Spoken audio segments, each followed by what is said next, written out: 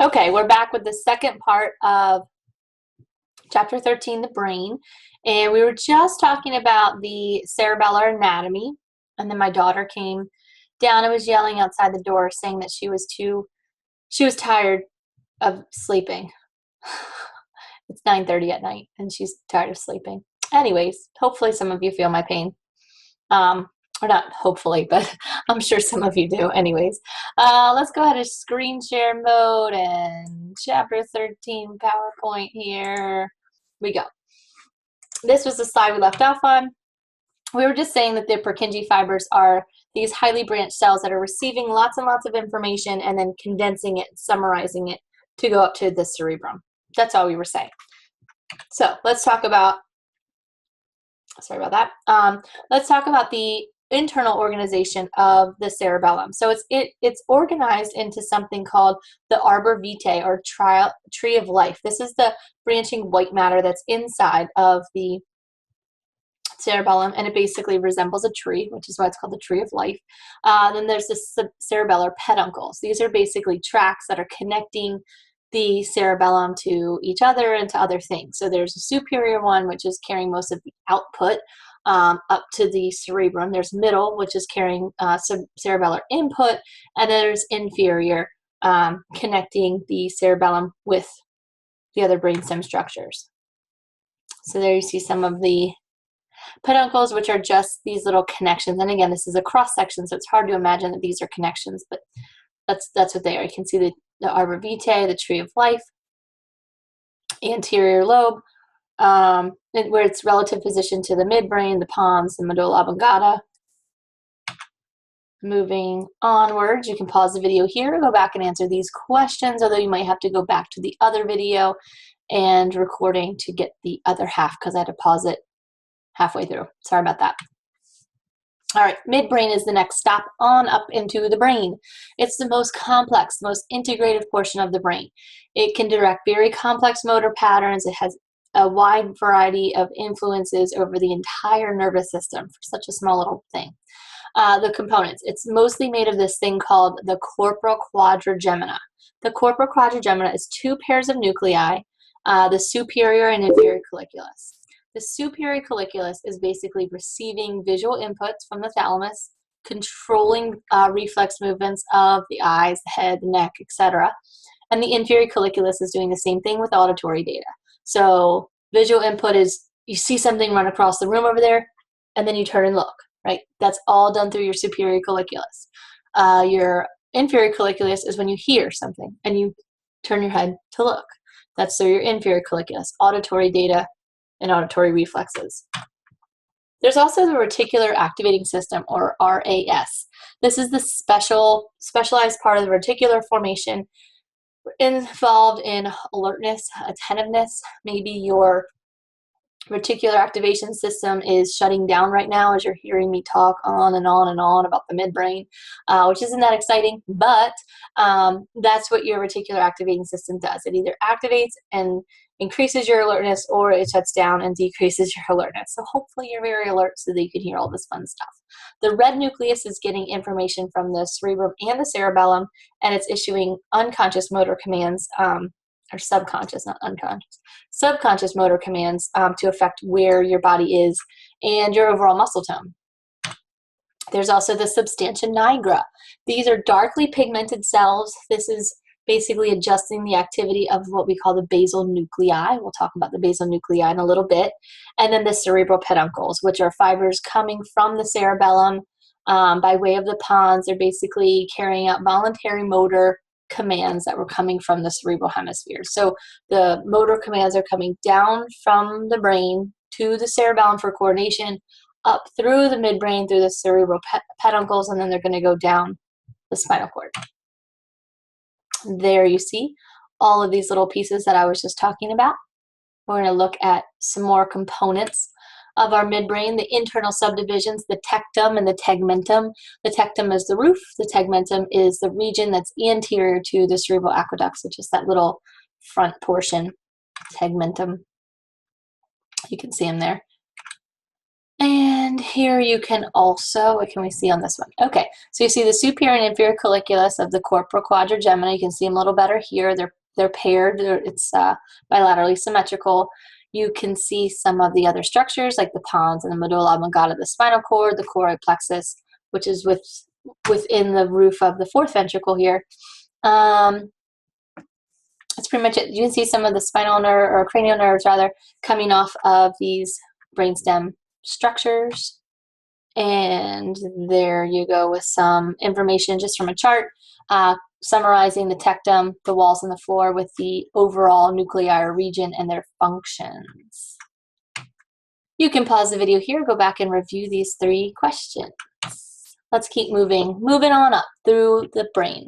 We get to the diencephalon. The diencephalon is divided into 3 regions. You have the epithalamus, the thalamus, and the hypothalamus. So the epithalamus is the roof of the diencephalon. This is basically right above the third ventricle, extends the anterior portion containing the choroid plexus, and it goes through that interventricular foramen that's right there. It also has the pineal gland. The pineal gland is on the inferior portion of the epithalamus. The pineal gland secretes melatonin. Melatonin is responsible for our day and night cycles. So maybe my daughter has an imbalance of that. So when you are tired, and we'll get into this more in our hormone chapter, but at night when the lights are out, when there's no more sunlight, our body's going to naturally start secreting melatonin, which is why we sleep at night and are awake during the day. And again, we'll get more into that later. So here you can see the overall brainstem, cerebellum, and midbrain. And this whole portion here is our diencephalon, the epithalamus, our thalamus, and the hypothalamus. Here's the pineal gland on the posterior side. So let's talk about the function of the thalamus. The thalamus is superior to the midbrain, both sides of the brain. There's a relay point for all of our incoming sensory information. It's all going through the thalamus, and then it will be projected up to the cerebral cortex. It acts as a filter. It's only going to push through the information that needs to get pushed through, only the important stuff. Each region of our thalamus has specific nuclei that connect it to specific regions of the cerebral cortex. There's a lateral geniculate. This is the one that's receiving visual information from the optic tract, sending signals to the midbrain for those reflexes, as well as the occipital lobe, the visual cortex. There's the medial geniculate nucleus. This is relaying auditory information to the auditory area of our cerebral cortex. The interthalamic adhesion is just a little piece of gray matter that's inside that third ventricle, and its function is not very known. Some people don't even have them, but it's there. It looks like a little button. There you see the lateral and medial geniculate nuclei. And here you can see some of the other nuclei that are within the thalamus, the medial, anterior, ventral group, posterior group, and lateral group, all associated with different regions of the brain and different parts of the body. So in other words, when you get touched here on your right finger, it's going to a specific area in the thalamus, and that specific area of the thalamus is going to relay that information up to a specific area of your cerebral cortex. There you see exactly where it needs to go. Do you have to know each and every one of these? No. Should you be familiar with them? Yes. I would probably give it to you in context, and I would say the anterior group, which is part of the limbic system. So I would give you a context clue instead of have you know it off the top of your head. There's enough that you need to know. So then you have the hypothalamus. The hypothalamus contains important integrative centers of neural and hormonal control. So it's stimulated by sensory information from the cerebrum, the brain, the brainstem, and the spinal cord. It also influences changes in composition of cerebral spinal fluid and interstitial fluid. It also can be important in controlling chemicals in the circulating blood, because the hypothalamus is one more area where there is no blood-brain barrier. So the hypothalamic nuclei include autonomic centers, which are regulating cardiovascular and vasomotor centers of the medulla oblongata. And there's also the preoptic area, which is regulating body temperature. This is like our internal thermostat. You also have the suprachiasmatic nuclei. This is regulating our day-night cycles of activity and inactivity. This is why some people are night owls and some people are early morning people. And this is why you can slightly adjust your schedule once you get used to staying up late or used to waking up early. This suprachiasmatic nucleus is helping the rest of your body systems adjust to that. There's also major hormonal centers in the hypothalamus. This is secreting very specific chemical messengers, which are relaying to the anterior and posterior pituitary and helping them secrete specific hormones. We'll talk about those later. The infundibulum is the stalk that connects the pituitary gland to the floor of the hypothalamus. And then the mammillary bodies are on the inferior side of the hypothalamus as well. They control basic reflexes like licking and swallowing, things that newborns do. You know, they're always like sticking their tongue out and then they have that sucking reflex. That was my impression of a newborn. Kind of scary. Here's the hypothalamus. Mammillary bodies are underneath. And the autonomic centers, the preoptic area, suprachiasmatic centers, and then you see the infundibulum with the anterior and posterior pituitary. You can pause the video here, go back and review.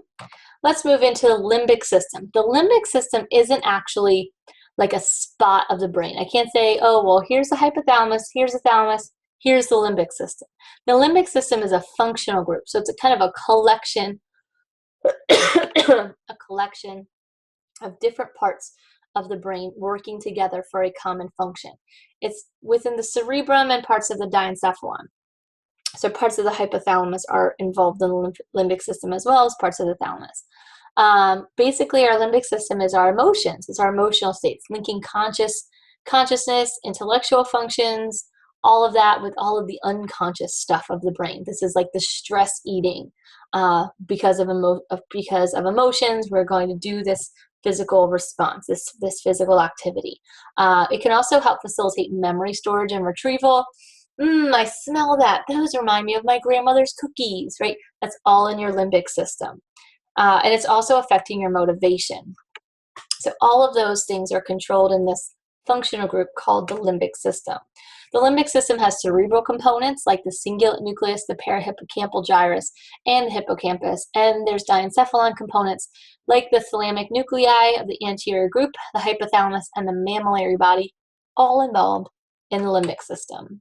So again, there it is kind of a cluster of different parts that all make up this limbic system. That anterior group of the thalamic nuclei is relaying information from the mammillary body to the hypothalamus, of the hypothalamus to the cingulate gyrus on the same side. So on that same side of the cerebral cortex.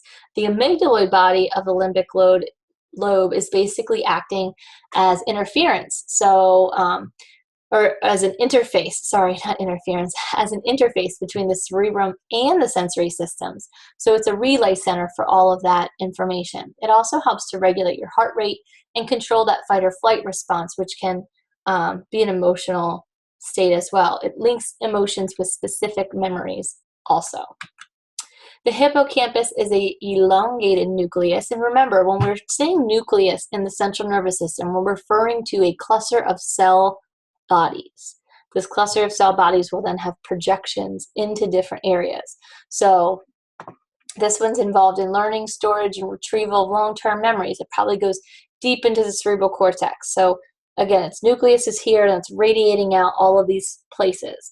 And then finally the fornix, which is a track of white matter connecting the hippocampus with the hypothalamus, which is why all of these things can also have a hormonal component to them. Or a autonomic component to them, like when you see someone that you love, you see your crush and your heart rate flutters a little bit. That's coming from your hypothalamus. Your hypothalamus is telling your medulla oblongata to elevate your heart rate. It's all very romantic, isn't it? So there you go. Picture of all of the ingredients put together for the limbic system. Those hypothalamic nuclei are very poorly defined, so you can't really say it's right here or right here, but they have functional areas that have been identified. These are our emotional centers for rage, fear, pain, sexual arousal, pleasure. All of those things have been identified within the hypothalamus. So these are areas that produce heightened alertness or generalized excitement. All of that all of our responses are caused by the stimulation or inhibition of that reticular formation. Remember the reticular formation in the brainstem? All of that travels up through ascending tracts to the hypothalamic nuclei, where we're actually getting some type of excitation. So you can pause the video here, go back and review. Let's move on to another very important part of the brain. These are called the basal nuclei. The basal nuclei are small masses of gray matter that are scattered throughout. They lie within each cerebral hemisphere. They're very deep within. They are providing subconscious control of our skeletal muscles. There are learned movement patterns. They don't normally initiate movements. That initiation typically comes from the cerebellum. These are that general rhythm and background pattern. So your cerebellum says, I'm going to get up and I'm going to walk to the door. And that's initiated by my cerebellum and motor commands from my cerebrum, right? Cerebellum coordinates it and the cerebrum kind of dictates it. Well, the basal nuclei are going to then take over once I start walking. Because what I'm going to do, just like any other mom, I'm going to walk around and I'm going to start picking up stuff and putting it away, right? Because I'm like the fairy in this house that like does that. And so I'm going to, walk around and pick stuff up. That's all background movement. I don't have to consciously think anymore about walking and bending over. My body's just naturally going to do it. It's something that happens naturally. So there are several components to the basal nuclei. There's a caudate nucleus, a lentiform nucleus. There's also an internal capsule. These are all parts of the basal nuclei. There you see some of these specific parts as I was talking about the capsule, the thalamus, etc. Here you can see the basal nuclei embedded in there. Obviously they're not pink. They're usually gray. And overall roles of our basal nuclei, they can modify ongoing movements. So they have direct control over our movement. They can stimulate our motor nuclei, which are within the brainstem, controlling cycles of arm and thigh movement when we're walking, like we're swinging our arms and we're moving our legs, it's something like that, as I said, like walking and picking up things. They also have indirect modification of movement. So they can send output to the cerebral cortex, and they can subconsciously adjust muscle tone to begin some type of voluntary movement. So maybe while I'm walking around my house, I might like skip a little bit because I'm so happy or whatever. That would be initiated by the basal nuclei, but then be dictated by the cerebral cortex.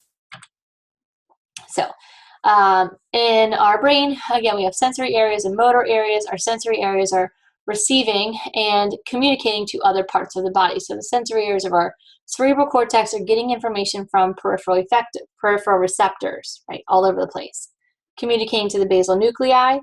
And the motor areas are also getting this information, can indirectly monitor or control some of that movement.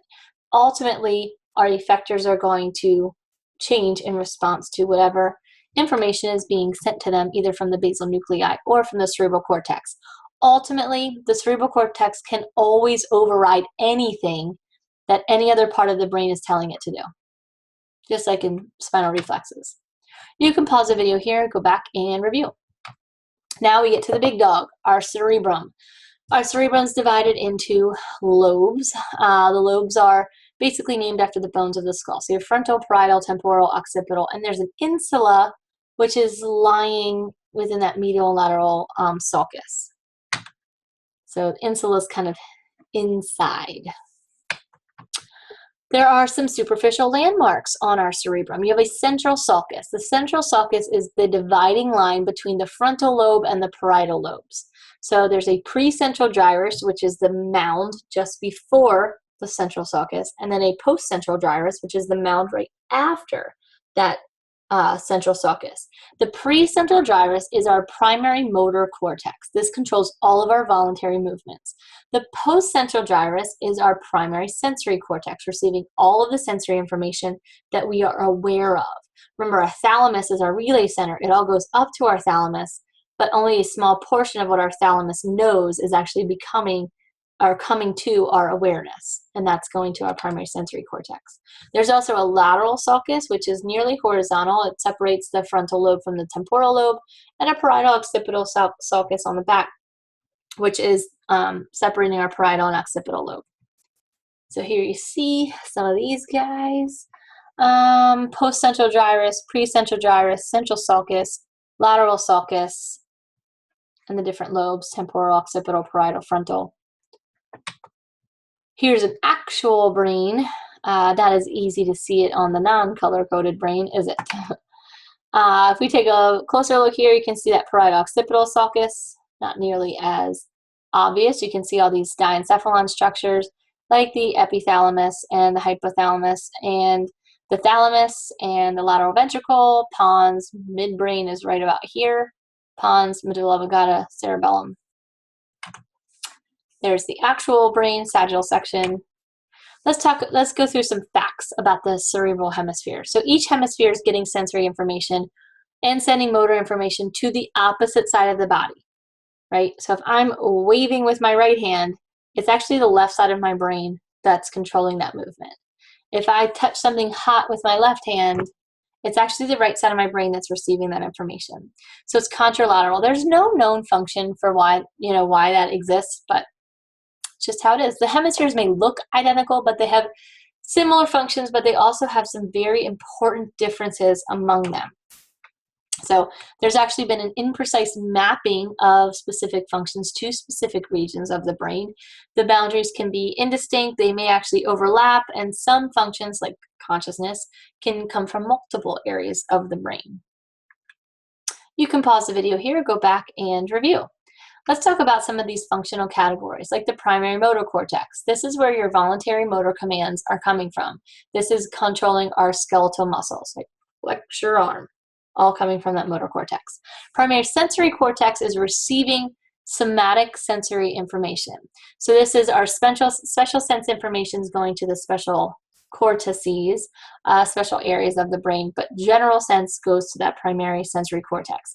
Each sensory motor neuron is connected to a nearby association area. The association area is a region that is basically interpreting that incoming data and coordinating some type of motor response. So let's talk about the 6 functional categories of our cerebral cortex. You have the motor cortex, which is dominated by pyramidal cells. The pyramidal cells, just like on our medulla oblongata, resemble little pyramids. There's a somatic motor association area, which is responsible for all of our learned movements, kind of like the basal nuclei. There's also a sensory cortex. The sensory cortex receives information from our receptors, the receptors for touch, pain, vibration, temperature, all the general stuff. Then there's the somatic sensory area. This is our monitored on our primary sensory cortex, allowing recognition of very light touch. There's a gustatory cortex. This is located within the insula, receiving information from our taste receptors. An olfactory cortex, which is receiving sensory information from our olfactory receptors. An auditory cortex, which includes a primary auditory cortex and an association area, all within the occipital lobe, and it's responsible for monitoring.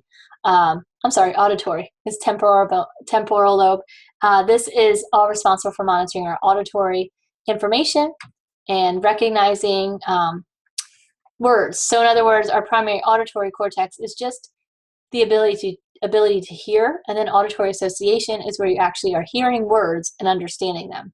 So recognizing sounds, etc. And then you have the visual cortex on the occipital lobe. This is receiving information and then interpreting that information. So again, the visual cortex is just the fact that there's something there. There's light there.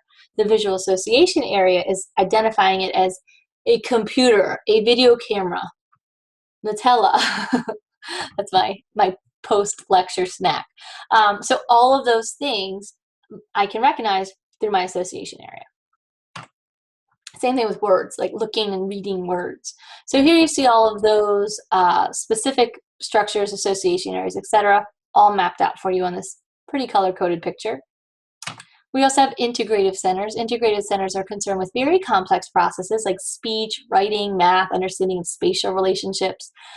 They're usually only on the right or left hemispheres. So our speech center, it's also called Broca's center, or the motor speech area. This is in the same hemisphere as our general interpretive area. It regulates the patterns of breathing and vocalization that's needed for normal speech. As I'm talking to you, I'm not breathing as I'm talking, but I am. Do you know what I mean? I'm not consciously inhaling and exhaling. Somehow Broca's area is monitoring my breaths as I'm speaking continuously. That's all done through this speech center. There's also your prefrontal cortex. Your prefrontal cortex is coordinating information that's relayed from all of the association areas in the cortex. It's performing very abstract intellectual functions, so like predicting consequences or analyzing some type of math problem, right? Like being able to associate cause and effect. There's also your frontal eye field. The frontal eye field controls your learned eye movements, like scanning a line of text, right? I have learned eye movements as I glance down at the PowerPoint to remember what I'm supposed to say, and I glance back up at the video camera so that I can look at you as I'm speaking. There's also the general interpretive area. This is also called Wernicke's area. It receives information from all of the association areas, so it's a huge integration center. But it's only on one side of the brain. Typically, it's only on the left side of the brain. It plays a role in our personality, integrating our sensory information, coordinating access to complex memories, all of that. So there you see some of our association areas, special areas. And then our cerebral cortex has something called hemispheric lateralization, which this means is it's a regional specialization for each hemisphere. The left cerebral hemisphere contains our general interpretive area and our speech centers. So this is responsible for our language-based skills, reading, writing, speaking. The premotor cortex, controlling hand movements, is larger on the left side for right-handed people. So it's important for analytical tasks also. Mathematics and logic is typically dominated by right-handed people or left-brained people. Then the right cerebral hemisphere is our sensory information. This is relating the body to the sensory environment. So it's interpreting things like smell, touch, sight, taste, feel. That's our dominant role if you are a right-brained or left-handed person. Now it's important to understand that you can teach yourself how to write with your right or left hand. So just because you're a left-handed person doesn't mean that you're a right-brained person and vice versa. If you're a right-handed person, but you do everything else with your left hand, you're probably really a right-brained person that just taught themselves how to write with their right hand. So just think of that. The right cerebral hemisphere is very important in analyzing emotional context. So something like get lost or get lost. Did you get lost? So that whole reading people thing, I do not have any of that. I am all left-brained. Being able to understand, someone's emotions by talking to them or read between the lines type of a thing. Nope, I'm not good at that at all. This is just showing you that hemispheric lateralization, what's going on the right and what's going on the right and the left, and how it all crosses over to the other side of the brain, mainly via the corpus callosum or through the tracts of the spinal cord and medulla oblongata. So left-handedness, again, very small percentage of the population is left-handed. The primary motor cortex of the right hemisphere controls that left hand. It's seen in an unusually high concentration or high percentage of very artistic people, artists and musicians tend to be left-handed. The theory to explain that is your primary motor cortex of the right hemisphere, controlling hand movement, is very close to the association areas for spatial visualization and emotion. So linking the hand movement to spatial visualization and emotion is linked to, art and music. So you can pause the video here, go back and review. Let's keep moving.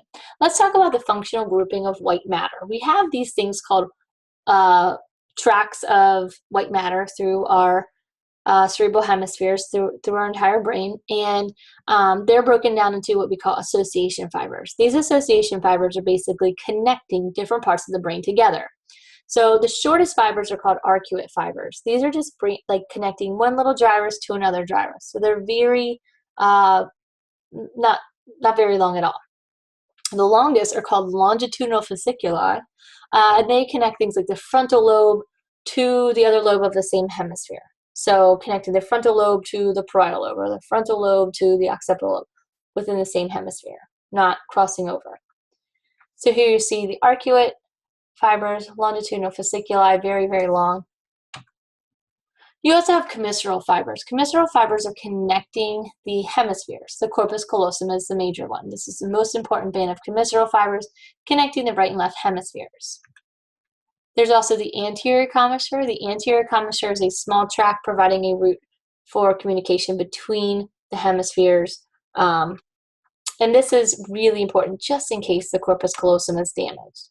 Then there's projection fibers. The projection fibers are linking the cerebral cortex to the deeper parts of the brain, the diencephalon, the brainstem, not just within the cerebral hemisphere, cerebral lobes themselves, but also to the different parts of the brain up and down. So they are passing through the diencephalon through something called the internal capsule, and then they're going to the brainstem, the cerebellum, etc. So here you can see the anterior commissure just on that frontal lobe there, just in case the corpus callosum is damaged in some way. There's the corpus callosum. This is going through our longitudinal fissure. And then all of the projection fibers going through that internal capsule down into the brainstem. You can pause the video here, go back and review. Let's talk about the electrical activity of the brain. Electrical activity of the brain can be reported on an EEG, electroencephalogram. The electrical patterns that are observed, we call them brain waves. These are produced basically because with the unequal charge distribution of our membrane potential, that's going to produce an electrical impulse, which can then be detected by these special electrodes. So our brain waves can be classified in a couple different ways. You have alpha waves. These are our normal adult, awake adult, normal functioning waves. This is what you would see if you hooked them up to my brain, hopefully. You would just see a bunch of alpha waves. They disappear during sleep, but if you're awake and conscious, you have alpha waves. They also tend to disappear if you're concentrating on a specific task, like shoveling or doing a math problem or something. Beta waves are a higher frequency. These are people that are concentrating on a task like doing a math problem or trying to, get a rock out of the dirt or whatever. People that are under stress, or people that are undergoing some type of psychological tension. So maybe they're having a troubled marriage or having trouble with their children, or maybe they're just under stress in general, and so their brain waves are kind of spastic. Beta waves. Theta waves are usually during sleep in normal adults, or in children that are intensely, children and adults that are intensely frustrated. So if they're around during any other circumstance, there could be a brain disorder. And then you also have delta waves. Delta waves is our major sleep waves. So zeta waves will appear periodically throughout sleep, but for the most part, it's delta waves that are dominating in sleep. If you see delta waves in an awake adult, there's probably some type of brain damage or blockage to the brain or some type of inflammation. There you can see them. I'm not going to test you on the different waves like this. I'm not going to give you a picture because I typically don't give pictures on quizzes and tests, but your lab instructor might. There are abnormal brain activities that can occur. So the electrical activity basically requires some type of pacemaker that's regulated by your thalamus. So your thalamus is the pacemaker of the brain. Asynchrony, or being out of sync, right, can indicate some type of local damage or cerebral abnormality, like a tumor or an injury on one side of the brain could change some type of pattern between the brain, or a seizure.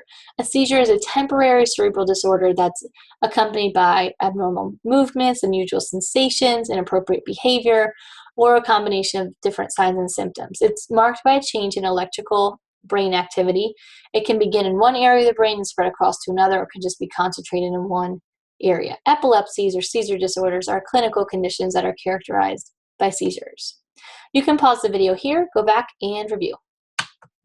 Now we get into cranial nerves. There's 12 pairs of cranial nerves.